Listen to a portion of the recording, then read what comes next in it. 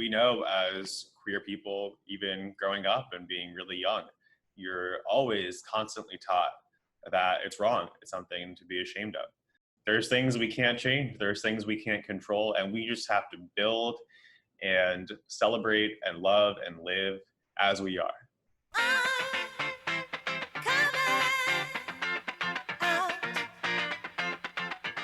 I am the gay son of immigrants, born and raised in Hell's Kitchen in New York City, civil rights organizer and legal advocate.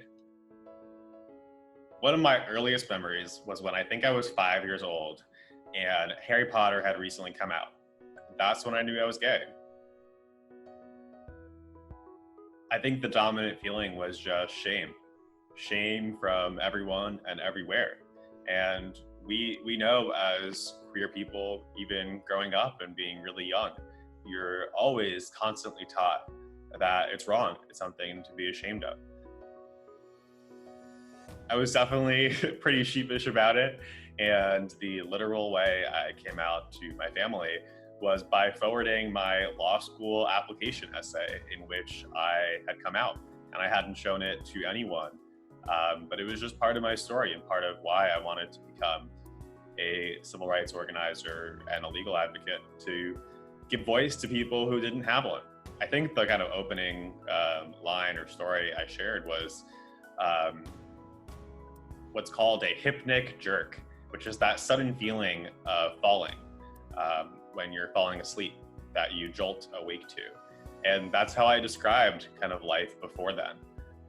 This sort of passive watching a movie play out in front of your eyes, and not living to be your or my kind of truest self. One of the hardest parts is the continuing process. And there's no magic bullet. There's no kind of panacea. And it's an ongoing experience. I always recommend this great book, The Velvet Rage, as kind of a peephole, as kind of a lens to understand the experience. But I think one of the hardest parts is just continuing and building a life from the bottom up, because we get kind of reborn at a very late age in life. And we have to reconfigure and find ourselves over and over and over again. I still am. I think I might always will be.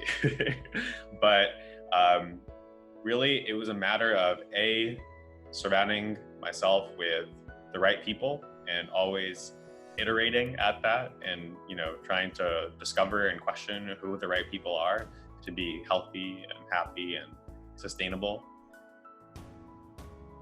They were conservative immigrants, and so it certainly didn't go over the best. And it's been a challenging journey. But there's always kind of silver linings along the way. You find new people and new family who support you for who you are. But also in many ways, in their own ways, they also supported me. So there's always these blessings and curses. There's always nuance and kind of gray zones. But to me, the most important thing is just always unconditional love for ourselves and for everyone around us. I think one of the most powerful things is who you surround yourself with.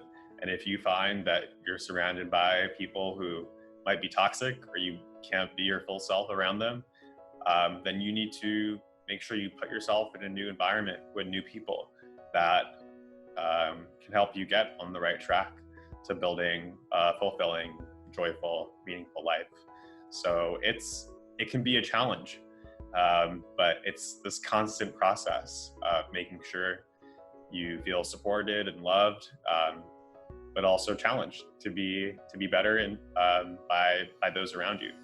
I think the other thing is, again, like reading books like The Velvet Rage and other parts of queer history to really understand where we come from and all the kind of shared challenges and experiences. So you have a sense that you're not alone, and it's because you're not.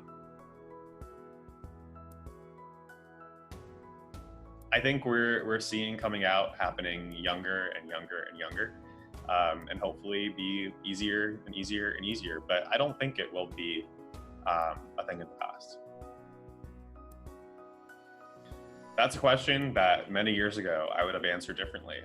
And the answer would have been yes, I would do anything. But today the answer is no. The answer is no, because there's things we can't change, there's things we can't control, and we just have to build and celebrate and love and live as we are. Thank you, Jonathan. We know coming out is such a personal and vulnerable thing to share, and we just believe that through sharing it, we learn about each other's stories and realize that we're all in this together, and that we're all feeling a lot of the same things. We'd love to hear your coming out story. So send us your video to queer@thequeernetwork.com, and you might end up on the Queer Network. Keep it queer.